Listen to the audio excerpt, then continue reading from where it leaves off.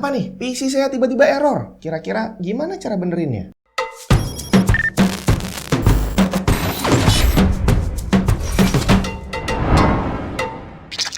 Hari ini ada yang mau bagi hadiah. Etopso bakal bagiin flash disk dengan kapasitas random 8, 16, atau 32 tergantung keberuntungan kamu. Total ada 100 unit flash disk dan hari ini akan saya pilih beberapa puluh orang yang beruntung. Kamu tinggal tulis aja Etopso di kolom komentar sambil dilanjutin komen terserah apaan. Buat yang belum tahu, Etopso ini adalah brand pendatang baru yang SSD NVMe-nya udah pernah dites di Tech and Tips dan berhasil mencatat daya tahan hingga 8 kali lipat spesifikasi TBW dengan kecepatan yang stabil selama durasi pengujian. Videonya bisa kamu lihat di sini. Mereka bukan rebrand, punya pabrik sendiri dan yang pastinya punya quality control yang jauh lebih baik dibandingin rebrand. Selengkapnya cek link di bawah. Bre, komennya nggak usah tentang Etopso, tentang isi videonya aja.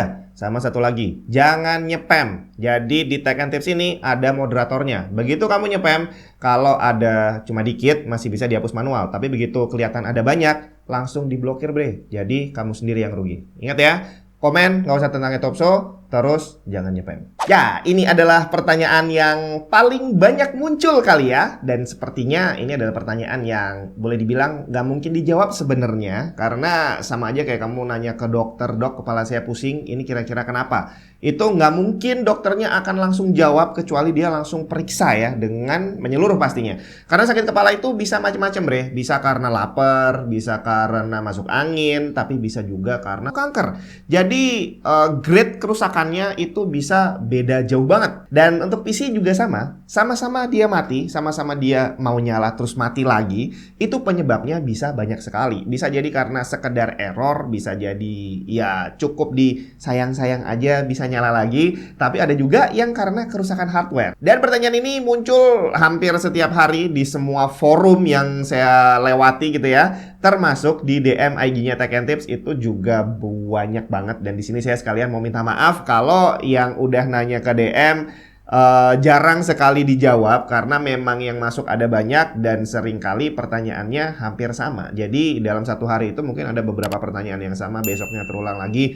Jadi kalaupun saya mau jawab itu kayak nggak ada efeknya gitu ya, karena yang ngerti cuma satu doang. Jadi saya bikinin aja satu video ini dengan harapan kamu yang dapat masalah PC dengan nonton video ini bisa sedikit terbantu. Dan kalaupun semisal tidak terbantu, berarti memang kasusnya parah banget di tempat kamu. Tapi masalahnya dalam dunia PC nggak jarang kasus yang muncul itu berkaitan dengan hal-hal gaib. Kenapa kok bisa gaib? Karena dia berulah sendiri dan tiba-tiba bisa benar sendiri. Gak usah diapa-apain loh, bener sendiri. Tinggal restart doang. Atau tinggal setelah restart kalau nggak mau, ditinggal makan, ditinggal sholat, ditinggal pergi. Tahu-tahu nanti pulang bisa sendiri bre. Dan masalahnya juga beraneka ragam. Dari yang nggak mau nyala sama sekali, ada yang mau nyala bentar terus langsung mati.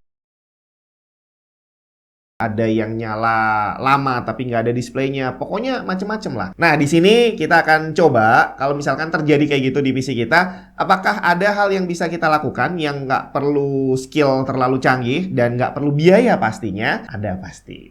Lanjutin nontonnya.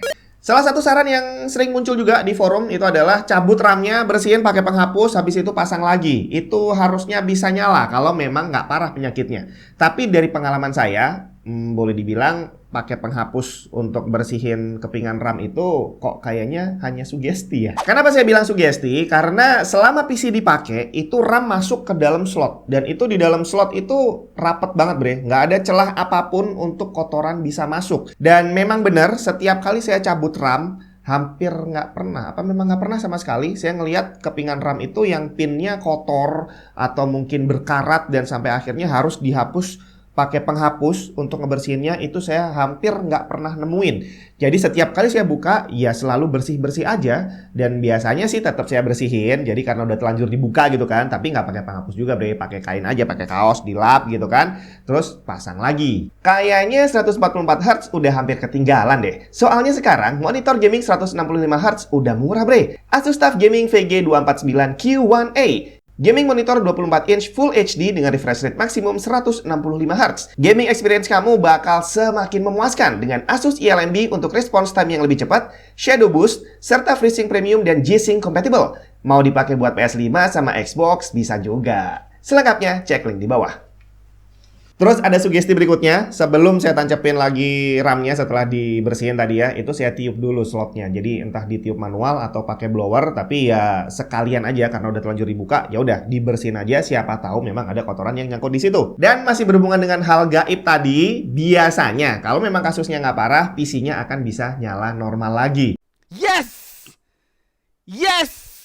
Yes! Tapi setelah itu saya lakukan banyak eksperimen. Saya cuma cabut RAM-nya doang, nggak dibersihin, nggak ditiup, nggak diapa-apain, cabut, langsung pasang, dan PC-nya juga mau nyala, bre. Jadi hal pertama yang perlu kamu lakukan kalau kamu menghadapi PC yang bermasalah, matiin semuanya, cabut dari sumber listrik, termasuk kabel GPU yang nancep. Kalau memang monitornya masih nancep listrik, cabut juga. Habis itu lepas RAM-nya, terus terserah mau dibersihin boleh, mau ditiup boleh, atau mau langsung dipasang juga boleh. Tapi ada baiknya dicek aja, diliatin dulu kondisinya gimana. Kalau memang bersih ya udah, tapi kalau udah terlanjur dilepas ya udah bersihin aja sekalian. Habis itu berdoa, baru pasang, coba nyalain. Semoga bisa. Tapi kalau nggak bisa gimana? Apakah menyerah? Tenang, masih ada langkah berikutnya. Dan kalau tadi nyabut RAM itu gampang atau nggak sih? Gampang harusnya ya. Kalau kamu nggak tahu, kamu bisa coba browsing aja. Ada banyak tutorial kalau cuma cabut pasang RAM itu ada banyak sekali dan gampang banget lah pokoknya. Nah, step berikutnya yang perlu kamu tahu adalah clear CMOS. Jadi boleh kamu cabut RAM-nya, clear CMOS terus pasang lagi, atau kamu cabut RAM-nya, kamu pasang, clear CMOS baru nanti dinyalain lagi, boleh. Tapi yang penting jangan lupa berdoa dulu. Untuk cara clear CMOS ini lebih bervariasi. Jadi kalau untuk nyabut RAM itu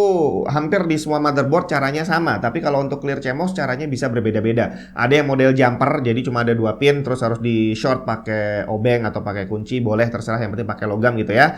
Dan itu pun letak jumpernya bisa beda-beda. Terus ada juga yang ngasih tombol. Jadi di motherboard itu dipasangin tombol bisa dipencet, atau ada juga yang ngasih tombol di bagian back panel. Pokoknya ada macam-macam lah. Tinggal kamu cari di manual booknya di mana lokasi tombol atau pin clear CMOS-nya. Habis itu ya udah silahkan di-clearkan aja. Jadi ceritanya dia itu mereset semua settingan BIOS karena tidak menutup kemungkinan entah gimana ceritanya settingan BIOS itu bisa kacau sendiri. Jadi dengan di reset dia akan kembali dari nol dalam kondisi default, dan itu berarti untuk pengenalan hardware-nya itu dia akan ulang dari baru lagi. Dan biasanya kalau memang kerusakannya nggak parah, cabut RAM, kalau gagal clear CMOS itu banyak yang bisa menyelesaikan masalah. Jadi nggak ada salahnya kamu coba karena dia gampang sekali dan juga gratis. Tapi kalau sampai langkah clear CMOS ini masih gagal juga, berarti kamu harus melakukan langkah berikutnya yang ini berarti bukan keahlian sih sebenarnya, butuh keberanian. Karena kamu harus melepas semua part yang ada di PC kamu, jadi dibongkar satu-satu untuk nantinya akan kita rakit ulang. Jadi bukan hanya RAM-nya, kamu harus bisa nyopot cooler, kamu harus bisa nyopot hard disk, SSD, NVMe kalau ada, terus GPU, dan keluarin semua dari casing. Setelah itu bersihin semua part yang sudah kamu bongkar tadi. Kenapa? Karena debu, akumulasi debu yang nempel di hardware itu bisa menimbulkan masalah. Dari masalah yang sekedar error sampai dia juga punya potensi merusak hardware. Karena debu tadi bisa bikin short, bre. Jadi kalau sampai ada short di GPU-nya, di motherboard-nya, dan disitu kan banyak komponen kecil-kecil gitu ya. Jadi banyak konektor-konektor yang bersebelahan, jaraknya cuma milimeter. Itu kalau sampai mereka short, ada yang bisa menyebabkan kerusakan. Jadi ada baiknya kalau memang nggak mau nyala, bongkar aja semuanya, bersihin. Jadi harapannya adalah semua debu yang nempel itu bisa bersih. Cara bersihinnya juga nggak boleh sembarangan. Jadi kamu bisa pakai blower, bisa pakai kuas. Terus ada cara yang lebih ekstrim, dicuci pakai air sabun. Tapi saya nggak bisa rekomendasikan buat kamu yang memang belum pernah melakukan itu. Jadi saran saya sih di blower aja. Kalau nggak punya blower ya ditiup manual. Yang penting pastikan nggak muncrat gitu ya. Terus dikuas. Jadi kuas ini tadi untuk memastikan bahwa kalau ada air juga cepat hilang. Terus habis itu ya udah, setelah semuanya bersih dan diyakinkan tidak ada air apapun yang nempel di permukaan, langsung dirakit lagi. Oh ya, jangan lupa clear CMOS lagi. Jadi walaupun tadi di awal udah kamu clear CMOS dan gagal itu ya, setelah dibongkar nggak ada salahnya clear CMOS dulu baru dirakit. Jadi untuk memastikan bahwa BIOS-nya memang udah reset dan dia akan langsung mengenali hardware dari nol lagi. Seharusnya kalau memang tidak ada kerusakan hardware, langkah ini adalah langkah yang ultimate-nya sih. Jadi kalau sampai langkah ini gagal juga, berarti kemungkinan masalah yang kamu hadapi adalah masalah yang tidak bisa diselesaikan oleh user rumahan. Mau nggak mau, kamu bawa ke tukang servis. Kenapa? Karena kalau udah sampai di langkah ini dan masih gagal, kita harus udah prepare bahwa akan ada hardware yang rusak. Dan untuk bisa menentukan hardware mana yang rusak, itu nggak bisa hanya sekedar menebak. Kita harus tes satu-satu. Ngetes itu artinya ada motherboard dan GPU harus dilepas semuanya. GPU dipasang ke motherboard lain, RAM dipasang ke motherboard lain, terus ada RAM yang masih sehat dicoba dipasang di motherboard itu bisa atau enggak. Pokoknya harus dites satu-satu. Dimana untuk user rumahan umumnya nggak punya banyak spare hardware untuk dipakai ngetes satu-satu kayak gitu. Kecuali kamu udah paham bagaimana caranya ngetes dan kamu punya beberapa temen yang mungkin punya hardware yang sama, masih bisa lah dipinjam. Tapi hati-hati juga, karena kalau masalahnya berhubungan dengan power supply dan kamu asal aja colokin power supply yang bermasalah ke sistem lain, ini yang bisa fatal. Karena nantinya bisa aja PC teman kamu malah ikutan meleduk, bre. Tapi bahkan nih saya kasih pengalaman pribadi, ini saya udah pernah ngalamin di salah satu PC di kantor juga. Itu jadi PC-nya tiba-tiba bermasalah, dan biasanya sih itu memang rutin terjadi ya. Jadi yang namanya PC rakitan itu memang ada kalanya dia bermasalah, dan akhirnya ya udah dibongkar semuanya. Saya benar-benar dibongkar semua,